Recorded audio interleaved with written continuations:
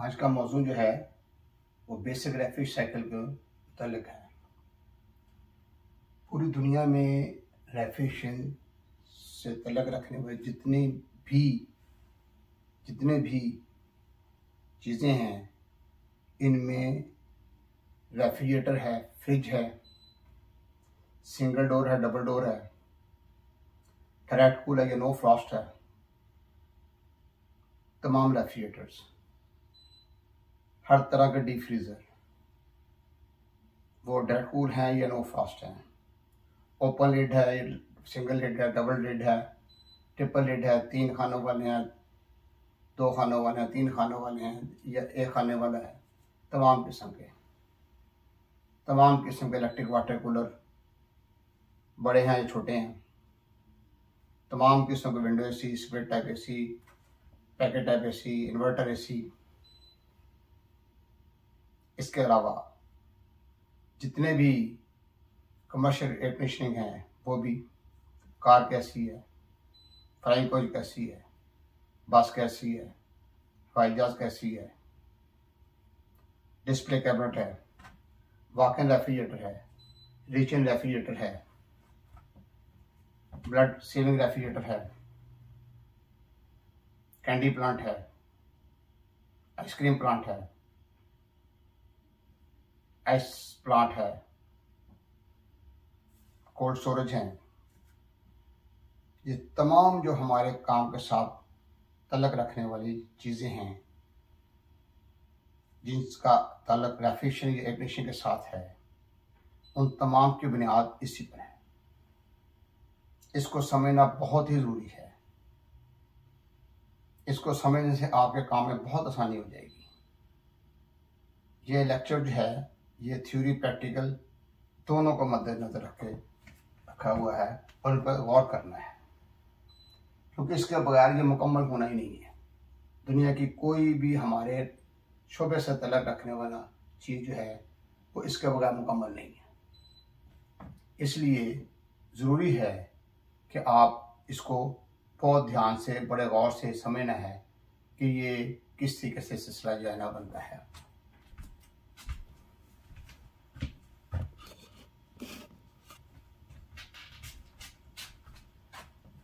अब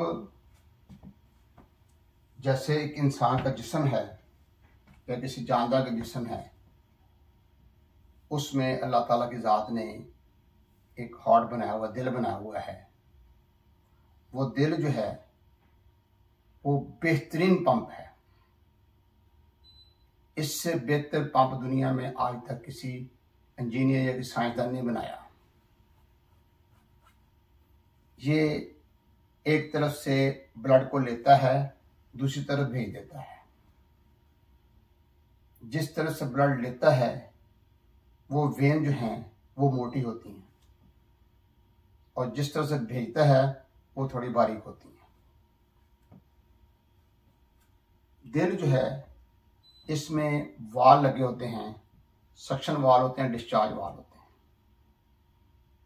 तो दिल जो है जिस वक्त इस तरीके से एक्सपैंड करता है, इसके सक्शन वाल खुल जाते हैं, और जब ये रिड्यूस होता है तो सक्शन वाल बंद हो जाते हैं, डिस्चार्ज वाल खुल जाते हैं। एक वक्त में एक किस्म के वाल खुलेंगे, दूसरे वाल बंद होंगे। तो ब्लड को वो सक करता पूरे बॉडी से और दूसरी तरफ से भेज देता है। जब वो इस तरीके से रिड्यूस होता है तो ये प्रेशराइज करता है ब्लड को। जब ब्लड प्रेशराइज होता है तो ब्लड गर्म हो जाता है। गर्म होके बड़ी वेन्स, उससे छोटी वेन्स, उनसे छोटी वेन्स, यहाँ तक के कैपिलरीज और कैपिलरी रूट्स तक इंतहाई बारीक वेन्स हो जाती हैं जहाँ पर ब्लड पहुँचता है। फिर वही ब्लड जो है वो सक करके वापस आता है, वो चलता है। जब आदमी रात को सो रहा होता है तो ब्लड की पंपिंग जो है स्लो होती है। जब वो चल रहा होता है तो पंपिंग तेज होती है। जब वो भाग रहा होता है तो पंपिंग और तेज हो जाती है। जैसे एक शख्स जो है वो आराम से चल रहा है, उसके जिस्म पर कोई पसीना खास नहीं आता। जब वो भागता है तो जिस्म गर्म होता है, गर्म होकर उसके जिस्म का पसीना जो पानी बाहर की तरफ आता है, तो ये ब्लड की सर्कुलेशन जो है वो तेज़ होने से होता है। अगर दिल बंद हो जाए तो ब्लड की सर्कुलेशन ना हो तो इंसान की डेथ हो जाती है। तो दिल का चलना जो बहुत ज़रूरी है, उसी के सिर के ऊपर इंसान सर्वाइव करता है। अब ये जो हमारे काम जो है, इसके अंदर एक कंप्रेसर है जो हमारे सिस्टम जो है उसकी जितनी चीज़ें हैं उनके दिल के तौर पर काम करता है। और ये बहुत अहम हिस्सा है। हिस्से तो चारों अहम हैं, कोई एक हिस्सा भी निकाल देंगे 4 हिस्सों में से तो ये काम नामुकम्मल हो जाएगा। इसकी बुनियाद में ये 4 चीज़ें शामिल हैं। जैसे एक कार है, कार का बुनियादी जो जुज़ है वो उसका इंजन है। उसके बगैर जो है, इंजन के बगैर जो है वो कार नहीं चलेगी। अगर कार की बॉडी उतार दी जाए तो कार तब भी चलेगी, उसका फ्रंट ग्लास ना हो तब भी चलेगी, साइड मिरर ना हो तब भी चलेगी, उसकी लाइट्स वगैरह ना हो तब भी चलेगी, उसमें एक ignition सिस्टम ना हो तब भी चलेगी, लेकिन इंजन के बगैर कार नहीं चलना। इसी तरीके से बुनियादी रेफरेंस साइकिल है। ये 4 चीज़ें तो लाजमी हैं। इसके अलावा भी चीज़ें होती हैं जो बेहतरी के लिए लगाई जाती हैं, लेकिन ये 4 चीज़ें पहले, सबसे पहले इन 4 चीज़ों को समझना है। जब इसको अच्छी तरह समझेंगे तो प्रैक्टिकल में बड़ी आसानी हो जाएगी, बहुत बेहतरी आ जाएगी। सबसे पहली चीज़ है कंप्रेसर। ये एक ऐसा इस रेफ्रिजरेटर साइकिल का हिस्सा है जो एक तरफ से रेफ्रिजरेंट को लेता है, दूसरी तरफ भेजता है। अब रेफ्रिजरेंट जो है वो क्या चीज़ है, जो आम रूटीन में हम कहते हैं, जिसे हम गैस कह देते हैं। तो गैस जो है, जो सिलेंडरों में हमें मिलती है, ये दोनों हालतों में होती है।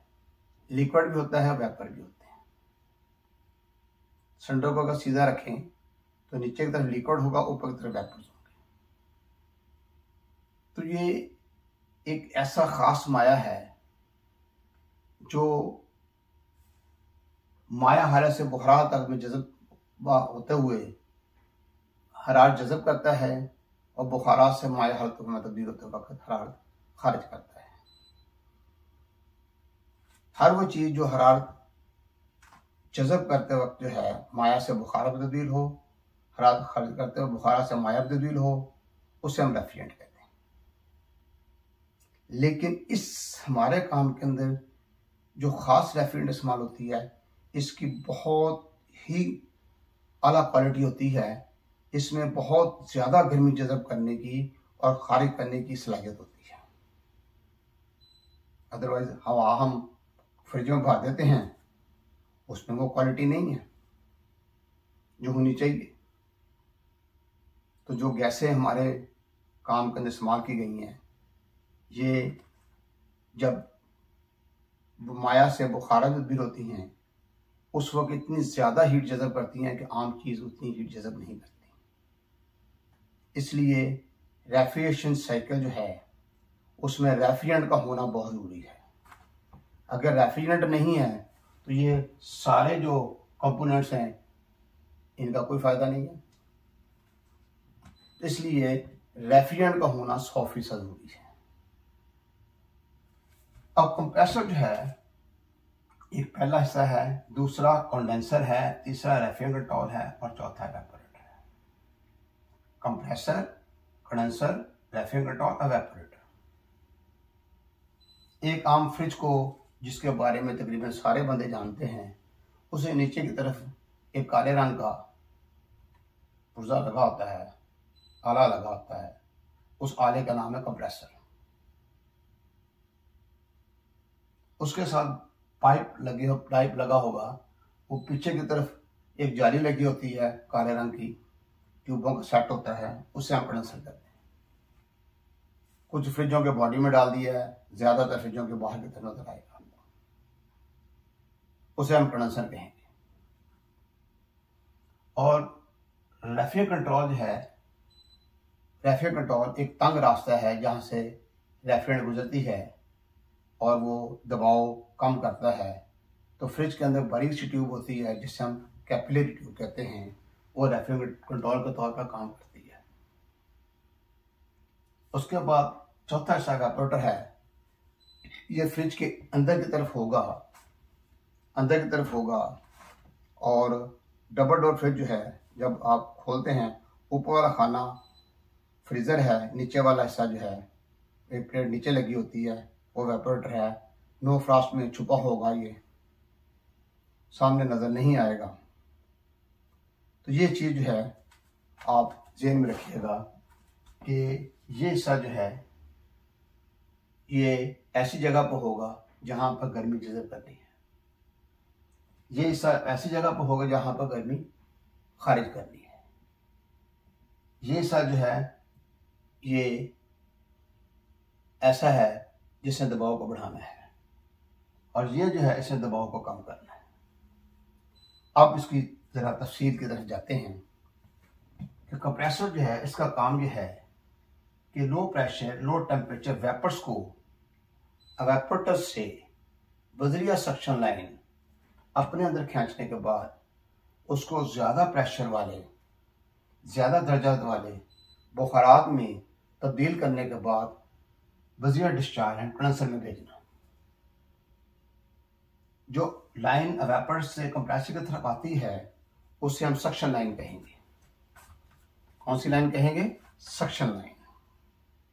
वहाँ से क्योंकि कंप्रेसर जो है वो रेफ्रिजरेंट को सक करता है, ड्यू टू दैट हम उसको सक्शन लाइन कहेंगे। तो जिस तरफ से कंप्रेसर कंडेंसर की तरफ भेजता है उसे हम डिस्चार्ज लाइन कहेंगे।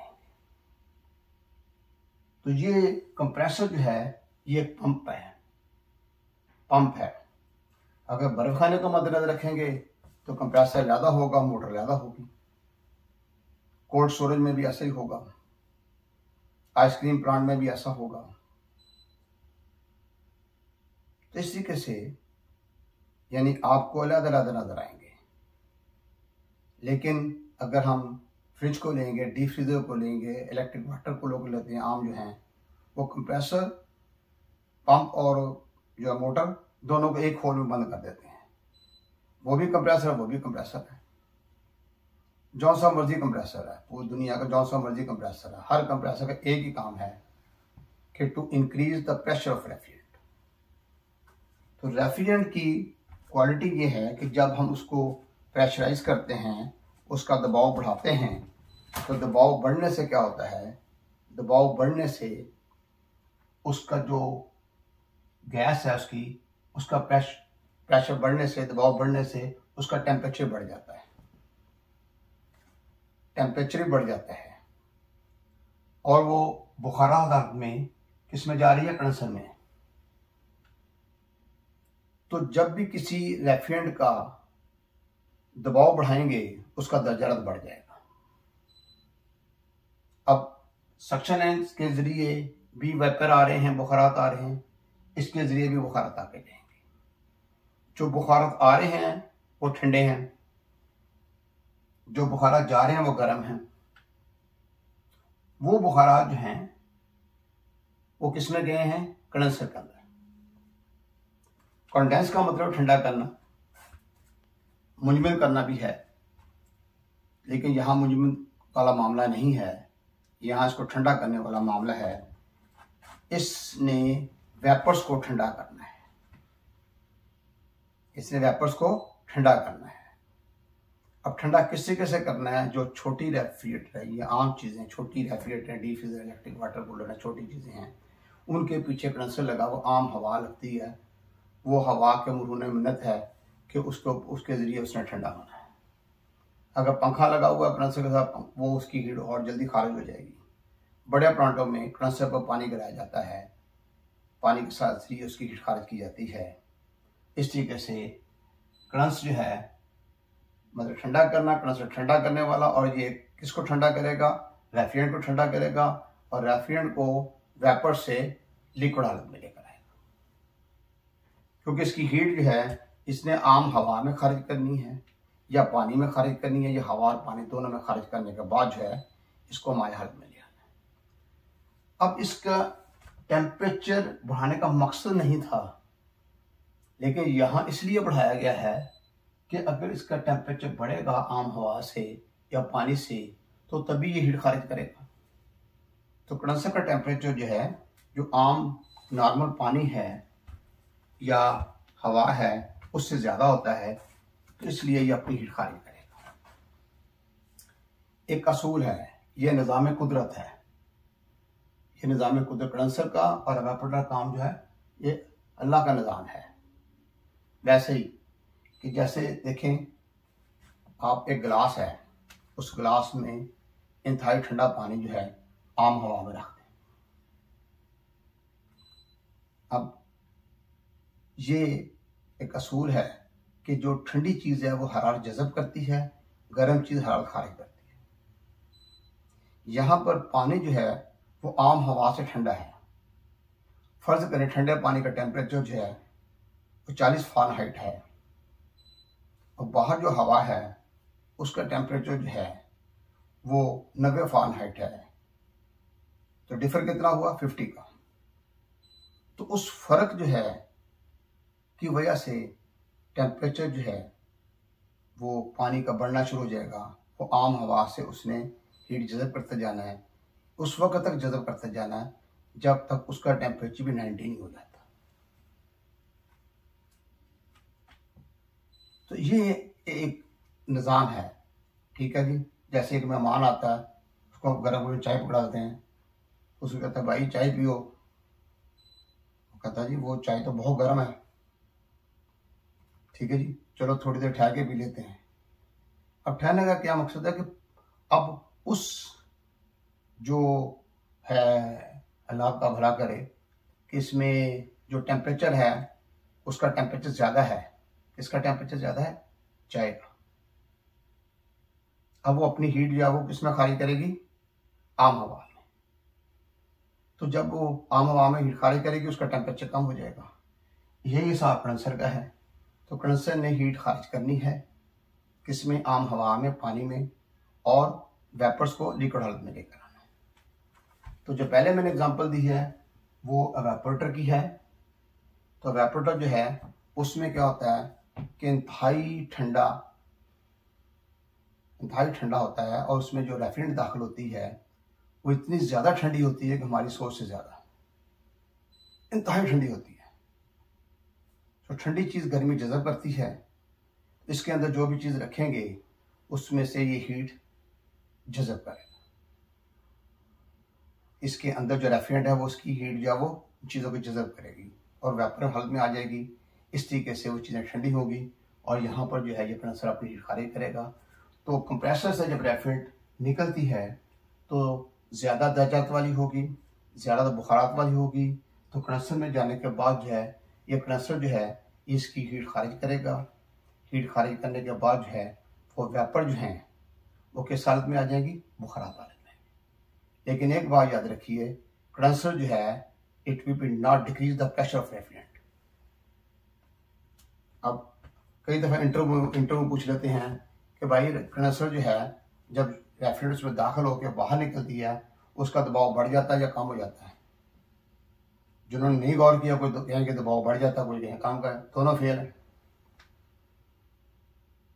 तो दबाव जो है ये कम नहीं होगा, ये शुरू से आखिर तक एक जैसा रहेगा। दबाव ने कम नहीं होना, टेम्परेचर कम हो जाएगा क्योंकि हीट खारिज होगी और कंडेंसर ऐसी जगह पर होगा जहां पर हीट खारिज करनी है। अब एक फ्रिज है, उसके पीछे कंडेंसर है, उसके ऊपर हम कंबल दे देते हैं कंडेंसर के ऊपर, तो हीट कहाँ खारिज करेगा? मुश्किल हो जाएगी। वो चलता जाएगा, कंप्रेसर बहुत गर्म हो जाएगा। तो कंडेंसर की हीट खारिज करना बहुत ज़रूरी है। डीप फ्रीजर है, नीचे कंडेंसर लगा हुआ है, साथ पंखा लगा हुआ है, उस पंखे को आप बाहर निकाल दें तो बहुत ज़्यादा हीट हो जाएगी, कंप्रेसर बड़ा गर्म हो जाएगा। गैस के टांके जो लीक होने का खतरा है, कंप्रेसर के ख़राब होने का खतरा है। ऐसे बर्फ़ खाना है, बर्फ़ खाने में कंडेंसर पानी गिरना बंद कर दें, बर्फ़ बनेगी नहीं, सवाल ही नहीं पैदा होता। कंप्रेसर बहुत ज़्यादा गर्म हो जाएगा, मोटर पे भी लोड पड़ेगा। इसलिए कंडेंसर पानी गिराना ज़रूरी है, हवा का लगना ज़रूरी है। अगर साथ पंखा लगा, पंखा जो है वो साथ चले। कंडेंसर का साफ होना ज़रूरी है, तो ताकि कंडेंसेशन जो है, हीट खारिज उसको ठंडा करने का अमल जो है वो सही तरह कर सके। तो कंडेंसर जो है इसका काम यह है कि high pressure high temperature vapours को high pressure normal temperature liquid में लेकर आना। इस तरीके से जब कंडेंसर का शुरू हिस्सा जो है डिस्चार्ज को हाथ लगाने की कोशिश करेंगे तो बहुत गर्म होगी, हाथ जल जाएगा। जब कंडेंसर के शुरू वाले हिस्से में जहाँ पर जा रही है गैस ज़्यादा गर्म होगा, आगे हाथ लगाएंगे और कम गर्म होगा, और आगे बहुत कम गर्म होगा। जब कंडेंसर का आखिरी हिस्सा होगा तो सबसे कम गर्म होगा, आम हवा के टेम्परेचर के करीब करीब आ जाएगा। उसके बाद रेफ्रिजरेशन कंट्रोल है। ये देखने में छोटी सी चीज़ है लेकिन बड़ा अहम किरदार है। रेफ्रिजरेटर्स के अंदर, आम डीप फ्रीजर के अंदर, छोटे इलेक्ट्रिक वाटर के अंदर बड़ी ट्यूब इस्तेमाल होती है जिससे हम कैपिलरी ट्यूब कहते हैं। बड़े प्लांटों में एक्सपेंशन वाल्व इस्तेमाल होता है। तो ये रेफ्रिजरेशन कंट्रोल की किस्में हैं जो हम बाद में पढ़ेंगे, कंडेंसर किस्में पढ़ेंगे, कंप्रेसर किस्में पढ़ेंगे। तो इसका काम यह है कि high pressure normal temperature liquid को इसमें लेकर आना है, low pressure very low temperature liquid में लेकर आना है। जब रेफ्रिजरेंट को तंग रास्ते से गुजारेंगे तो उससे उसका प्रेशर कम हो जाएगा। प्रेशर कम होने से रेफ्रिजरेंट इंतहाई ठंडी हो जाएगी, बहुत ही ज़्यादा ठंडी हो जाएगी। इंतहाई ठंडी रेफ्रिजरेंट जो है वो एवापोरेटर में दाखिल होगी। एवापोरेटर कई शक्लों में बना हुआ है, बहुत सारी शिकाल है, मकसद एक ही है, काम एक ही है। जब उसमें रेफ्रिजरेंट दाखिल होगी तो रेफ्रिजरेंट जैसे चलती जाएगी उसके अंदर, तो वो जितनी उसके इर्द गिर्द चीज़ें होंगी उससे उसने हीट जज़ब करनी है। अगर रेफ्रिजरेटर का है उसने उसमें पड़ी चीज़ों को हीट जज़ब करनी है। डीप फ्रीजर जो है उसका एवापोरेटर उसके अंदर पड़ी चीज़ों की हीट जज़ब करनी है। इलेक्ट्रिक वाटर कूलर जो है उसकी जो टैंकी है पानी की, पानी में हीट जज़ब करनी है। विंडो एसी है उसका इंडोर जो विंडो एसी जो है उसका जो एवापोरेटर है वो कमरे के अंदर की तरफ है, कंडेंसर बाहर की तरफ है। जब फिटिंग करेंगे तो उसे कमरे से हीट जज़ब करनी है। स्प्लिट एसी है उसका इंडोर कमरे के अंदर है, उसने वहाँ से हीट जज़ब करनी है। इन्वर्टर उसका भी इंडोर अंदर है। पैकेट टाइप एसी है। बर्फ खाना है उसका एवापोरेटर जो है वो नमकीन पानी में डूबा हुआ है। नमकीन पानी ठंडा होता है, उसमें ब्लॉक रखे होते हैं जिसमें पानी होता है, वो उनकी हीट जज़ब होनी है। कोल्ड स्टोरेज में एवापोरेटर लगा हुआ है, साथ फैन लगा हुआ है। कोल्ड स्टोरेज की जितनी चीज़ें उनमें से हीट जज़ब करनी है। कार का एसी है, कार के अंदर की तरफ एवापोरेटर है, बाहर की तरफ इंजन की तरफ साइड आगे की तरफ कंडेंसर लगा हुआ है, उधर से हीट जज़ब करनी है। इस तरीके से एवापोरेटर जहाँ पे भी होगा उसके अंदर जो रेफ्रिजरेंट है उसने हीट को जज़ब करना है, क्योंकि रेफ्रिजरेंट को खुला छोड़ेंगे तो बाहर निकल जाएगी। इस तरीके से एवापोरेटर जो है, रेफ्रिजरेटर कंट्रोल जो है उसका काम है दबाव को कम करना। जैसे दबाव कम होगा रेफ्रिजरेंट ठंडी हो जाएगी, इस काबुल हो जाएगी, गर्मी जज़ब करे। जब वो एवापोरेटर पहुंचेगी, ठीक है, लो साइड की तरफ, तो जहाँ वहाँ पर उसने हीट को जज़ब करना है। और हीट जज़ब करने के बाद जो है, हीट जज़ब करने के बाद दोबारा ये वेपर शक्ल में रेफ्रिजरेंट आ जाएगी। किस साथ शक्ल में आ जाएगी? बुखारा शक्ल में दोबारा आ जाएगी, और दोबारा बुखारा शक्ल के अंदर आने के बाद दोबारा कंप्रेसर में चले जाएगी। अब इसमें दबाव कम करने में दोनों का किरदार है। ये क्योंकि खिंचाव कर रहा है, अगर खिंचाव ना करे और तंग रास्ता ना हो तो दबाव कम होगा ही नहीं। इधर जो है क्योंकि डिस्चार्ज लाइन है, प्रेशर बढ़ा के भेज रहा है, जहां दबाव ज्यादा रहेगा। ज्यादा दबाव होने की वजह से रेफ्रिजरेंट गर्म हो जाएगी और दबाव कम ठंडी हो जाएगी। कंडेंसर जो है हीट खारिज करेगा, एवापोरेटर हीट जज़ब करेगा। कंप्रेसर जो है वो आधा लो साइड की तरफ है, आधा हाई साइड की तरफ है। रेफ्रिजरेंट कंट्रोल जो है वो भी जिधर से वो रेफ्रिजरेटर खुला शुरू होती है वो हाई साइड है, जो अगला सिरा है वो लो साइड है। कंडेंसर जो है वो रहना ही हाई साइड की तरफ है, एवापोरेटर जो लो साइड की तरफ है। मैंने मेंशन किया हुआ है कि हाई साइड और लो साइड। तो कंप्रेसर क्या काम है कि कम दबाव वाले, कम दर्जरात वाले बुखारात रेफ्रिजरेंट को एवापोरेटर से वजिया सक्शन लाइन अपने अंदर खींचना और इसका दबाव और टेम्परेचर बढ़ाने के बाद वजिया डिस्चार्ज लाइन कंडेंसर में भेजना। कंडेंसर का काम यह है कि इस रेफ्रिजरेंट जो है जो बुखारात हालत में इंतहाई गर्म हालत के अंदर आई है, इसकी हरारत जो है आम हवा पानी या हवा पानी में खारिज करने के बाद इसको माय हालत में तब्दील करना। यह निज़ाम कुदरत है। ज़ाहिर बात है कि इसका टेम्परेचर ज़्यादा है हवा और पानी से, इसने उसमें हीट खारिज करनी है। इसमें यानी किसी इंजीनियर का कोई ख़ास किरदार नहीं है, असल किरदार ये था दबाव की गेम है सारी और रेफ्रिजरेंट का ईजाद होना। ये जो जितने भी इंजीनियर हैं, साइंसदान हैं, ये इसी के ऊपर सिलसिला है। यहाँ पर इनका किरदार नहीं है कोई भी, ना कंडेंसर में ना एवापोरेटर में। ये निज़ाम कुदरत है कि जो चीज़ गर्म है उसे हीट खारिज करनी है। तो कंडेंसर इसकी हीट अपनी आम हवा पानी या हवा पानी दोनों में खारिज करने के बाद ज़्यादा दबाव वाले रेफ्रिजरेंट जो है, यानी ज़्यादा दबाव वाली बुखारात रेफ्रिजरेंट को ज़्यादा दबाव वाली माया रेफ्रिजरेंट में तब्दील करना है। ठीक है, उसकी हीट खारिज करने के बाद इस तरीके से उसका टेम्परेचर जो है वो पहले से कम हो जाएगा। ठीक है ना, नॉर्मल टेम्परेचर हो जाएगा। जबकि पहले टेम्परेचर बहुत ज़्यादा था, तो उसके बाद जब इस हालत में रेफ्रिजरेंट आ जाएगी तो फिर रेफ्रिजरेंट कंट्रोल से गुजारेंगे। रेफ्रिजरेंट कंट्रोल उसका दबाव कम करेगा। जब रेफ्रिजरेंट कंट्रोल इसका दबाव जो है, इसका प्रेशर डिक्रीज करेगा, तो रेफ्रिजरेंट जो है वो इंतहाई ठंडी हो जाएगी। इंतहाई ठंडी रेफ्रिजरेंट जो है वो किस में जाएगी? एवापोरेटर में। इस तरीके से एवापोरेटर में जब रेफ्रिजरेंट दाखिल होगी वो किस हालत में होगी? Low pressure and very low temperature liquid.